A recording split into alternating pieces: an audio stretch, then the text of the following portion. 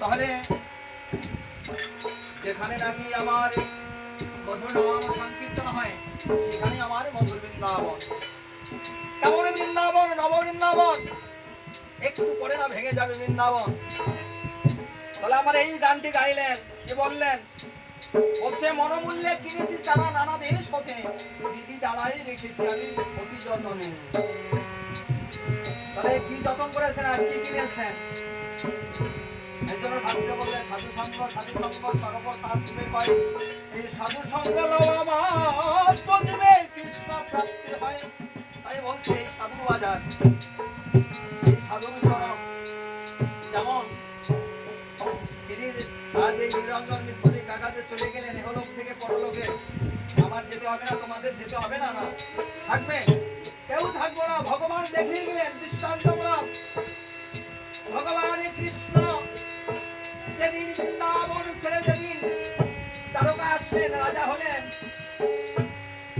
মৃত্যু দিবসে অভিশাপ ছিল তো, অতদূর যাওয়া যাবে না, অভিশাপটা বলতে হবে। তাহলে উনি গভীর বনে গেলেন। গভীর বনে গিয়ে গাছের ডালে পাও ঝুলিয়ে বসে আসছেন। বেদাসুর নামে এক বেদাসুর দূর থেকে লক্ষ্য করে দেখতে পায় একটি বড় পাখি বসে আছে।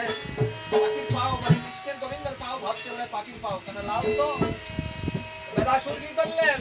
নিঃশব্দ বাণ মারলেন। যখনই নিঃশব্দ বাণ মারলেন গোবিন্দের বাম চরণে লেগে গেলেন। যখন লেগে গেলেন ধুলারো মাঝে উপরে বসে বললেন বেদাসুর এসে কাছে দেখি গোবিন্দ স্বয়ং ভগবান নিজে। তখন বলছে ভগবান আমার মনে আশা ছিল আমি তোমার হাতে মরবো, আজ ভগবান তোমাকে আমি মেরে দিয়েছি। তখন বলছে না দাদা শুধু তোমার কি মনে পড়ে যেদিন আমি রাম হয়ে গিয়েছিলাম ওই সমুদ্র মন্থনে ওই বালিকে আমি যখন অন্যায় ভাবে সোনাবানে মেরেছিলাম, তখন তোমাকে বলছিলাম তুমি কিছু আমার কাছে চাও। তখন তুমি বলেছিলে প্রভু রাম আমি এটাই চাই, তুমি আমার পিতাকে যেভাবে মানলে আমার মনে রাখিস আমিও তোমাকে ওইভাবে মানবো। তখন রাম বলেছিলেন না তোমার এই জন্মে সেই আশা পূর্ণ হবে না, আমি যেদিন রাবণে কৃষ্ণ হয়ে যাব তুমি তুমি ব্যাধের ঘরে জন্ম নিবে, তোমার ওই দিন আঘাতে আমার প্রাণ যাবে। তাই এই ভক্তের মনোবাঞ্ছা করবার জন্য তোমার দোষ নহে। তাহলে যখন প্রাণ যায় গোবিন্দের, কাউকে স্মরণ করলেন না, করলেন কাকে? অর্জুনকে। কোথায় অর্জুন, কোথায় দ্বারকা? ফিরে আসলেন। সে বলছে, গোবিন্দ এত লোক থাকতে আমায় কেন স্মরণ করেছ? বলছে, দেখো অর্জুন, শ্রীমদ্ ভগবদ গীতায় লিখলেন, আর আমরা বলি যে আমরা এইটা জন্ম নেবো, এইটা হবো, দশার কাজ করলে ওই যে বেদিটা বাঁধা থাকে সেইটাই নাকি যে চিহ্ন থাকে, এটা ভুল কথা। যেমন আমি কিছুদিন আগে সুবর্ণের বাবা মারা যায়, সেখানে আমি কাজ করতে গিয়েছিলাম, কিন্তু ওই যে চতুর্থের কাজ করার পরে মূর্তিতে হারিয়ে গেছে, পাও পাড়া লাগছে, ওই কাজের লোক দিয়ে ঢোকা দিয়ে ঢাকিয়ে দিয়েছে। 10 পুরো মিলেই পাই ঠাকুর কোথায় মুড়ো হবে, আমি তো দেখছি দূরে দাঁড়িয়ে মুড়াই ঠিক আছে। তাহলে মৃত্যুর সময় দিয়ে ভাবনা করে মারা যাবে, সে সেই রূপে জন্মগ্রহণ করবে। এই ভাবনা ভেবে এই দেহ থেকে প্রাণ মাটি চলে যাবে। তাহলে কেউ আমরা চিরস্থায়ী নয়, চলে যেতে হবে। এই পৃথিবী মায়ার জগৎ আবদ্ধ। তাহলে এই সাধুর বাজারে এসে আমরা হরিকথা কৃষ্ণ কথা শুনবো, ভক্তের চরণ ধুয়ে নিব। কেন ভগবানে যদি সুধামের চরণ ধোয়াইতে পারে, সে যদি নিজ হাতে যদি তার রুক্মিণীকে বলছিল রুক্মিণী কোলে করো, রুক্মিণী কোলে করলেন, গোবিন্দ অঙ্গ ছেড়ে দিলেন। আর আমরা কারো চরণে হাতে নিতে আবদ্ধ কেন? আমি ব্রাহ্মণদের চরণ কাজ, এই দেহই তো আমার নহে, এই দেহই তো তার। আমার বলতে কিছু নাই, ভগবান সবই সইতে পারে, আমার কথাটা ভগবান কখনো সইতে পারে না। তাহলে এই যে মনোমূল্যে কিনেছি যারা নানা দেশ হতে, দিদি ডালায় রেখেছি আমি সচেতন।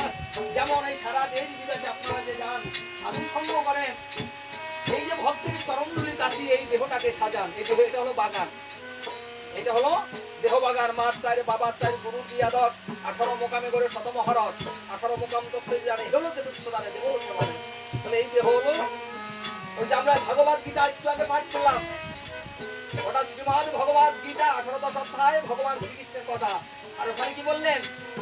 গীতাই দেহ পার্থ, গীতাই আমার প্রাণ, গীতাই আমার সারা সাত, গীতাই আমার পরম বস্তু, গীতা আশ্রয় করি আমি কিরণ ধারণ করি। তাহলে আবার এই দেহই গীতা। তাহলে কাকে বললেন? গুরুকে বললেন, গুরু আমার এই বাগানে যদি শুকিয়ে যায় তাহলে তুমি দায়ী হবে। কেন? মার চাই, বাবার চাই, গুরুর দিলেন 10। গুরু কৃপা যদি দেহে না হয়, কৃষ্ণ মতে থাকো, হরি মতে থাকো, সৎসঙ্গে থাকো, যে মতে থাকো, যার তো দুটি নারী আর পুরুষ যেতে হবে তো একই জায়গায়। ওই তরুণী নদীর সভাগারে ঘাটে নাই জাতি বামন বলে গেলে কুমার, এখানে আমরা যথাযথ করছি। তাহলে আমাদের এই যে দেহ, পঞ্চভূতে দেহ, তৃতীয় অপটেশ মরুদ, তাহলে এই যে আমরা পড়াই, অনেকে বলছে পড়াবো না, মানে এগুলো শুনবেন, গানগুলো শুনবেন, সরকারদের কথা শুনবেন, দুটি জিনিস চলে যায়, বাতাস আর গন্ধ। দম বাড়াই মানে দমের মেশিন দম ফুরাইলে ফুস, এটা হাওয়াটা থাকে, চলে গেলে নাই। আর ঘাম থাকে না, মরে গেলে দুটি জিনিস থাকে না, 3টা জিনিস থাকে। অগ্নি অনেলে সে মাটিতে মিলাই দেওয়া হয় 3টা জিনিস উঠলে, আর মাটি আমরা দিতে পারি তাদের। তাহলে গুরুকে বললেন যে গুরু কৃপা যদি দেহে না হয়, তাহলে পূজা যজ্ঞ যা কিছু করবে সবই বৃথা। এর জন্য বলছে যদি যজ্ঞ বিহনে যদি এই কানল শুকায়, গুরু তাতে তুমি দায়ী হবে। গুরুর পরে দিলেন, গুরুদেব যদি বাড়ি আসে, তোমার গোবিন্দ পূজাও দিতে হবে না। গুরু দিয়া গোবিন্দ মজে, সেই জন নরকে মজে।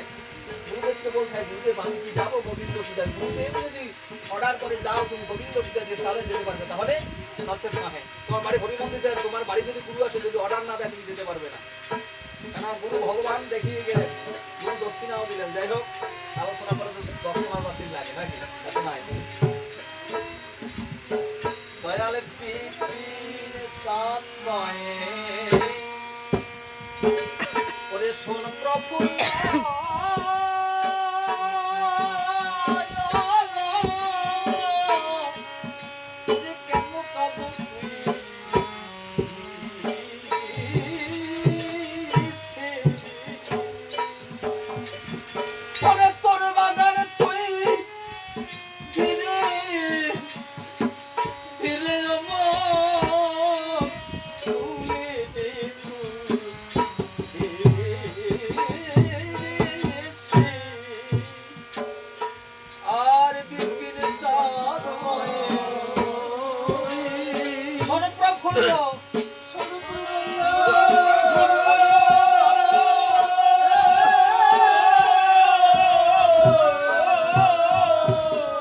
কেন কাঁদো মিছে?